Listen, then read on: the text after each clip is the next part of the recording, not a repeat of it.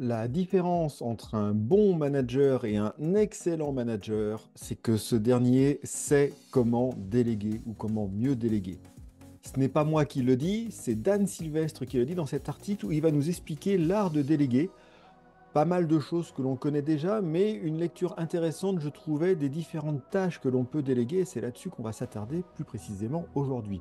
Bienvenue, vous êtes sur J'ai pas le temps pour ça, le podcast proposé par Éric Boucher. Je vous propose des trucs, des astuces, des outils, des méthodes pour être plus efficace au quotidien et terminer la journée plus tranquillement.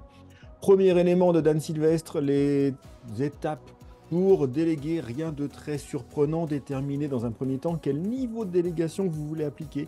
Dans son article, il parle de 5. Si vous connaissez un peu Management 3.0 et le Delegation Poker, on est à 7 niveaux.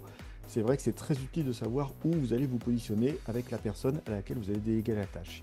Puis la tâche elle-même, quel est l'objectif que l'on va formuler de manière smart bien évidemment, et enfin la date dans le smart. On a la temporalité, si vous nous connaissez, vous savez que c'est important, et donc effectivement on va donner la date.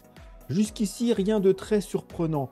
Là où j'aimerais aujourd'hui que nous focalisions notre attention, c'est sur les 6 types de tâches à déléguer que Dan Sylvestre a identifié. Ça marche mieux en anglais comme souvent, mais ça reste intéressant. On a les 6 T selon lui: Tiny, Tedious, Time Consuming, Teachable, Terrible at et Time Sensitive. On va les regarder tous un par un si vous le voulez bien.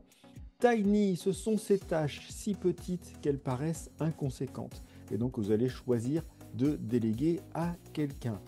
Tedious, ce sont les tâches qui sont simples et directes, selon lui, et qui peuvent et doivent être faites par quelqu'un d'autre. Vous allez vraiment les déléguer. Time consuming, des tâches qui sont importantes, peu complexes. Et là, sa proposition, en fait, c'est d'intervenir sur la fin. On rejoint aussi les histoires de Delegation Poker. Donc, quand elles sont terminées à 80%, vous allez pouvoir vérifier comment ça s'est passé.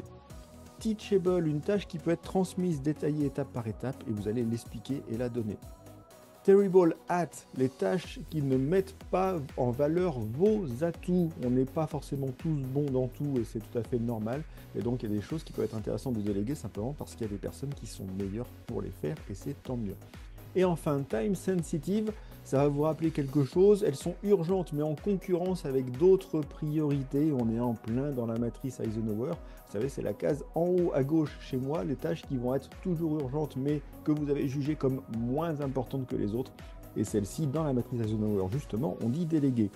Et c'est ça qui est intéressant pour moi, c'est que là où la matrice Eisenhower nous donne juste une classification, les time sensitive, cette lecture de Dan Sylvestre nous en donne 6. Les petites tâches faciles mais qui s'additionnent, il y en a beaucoup.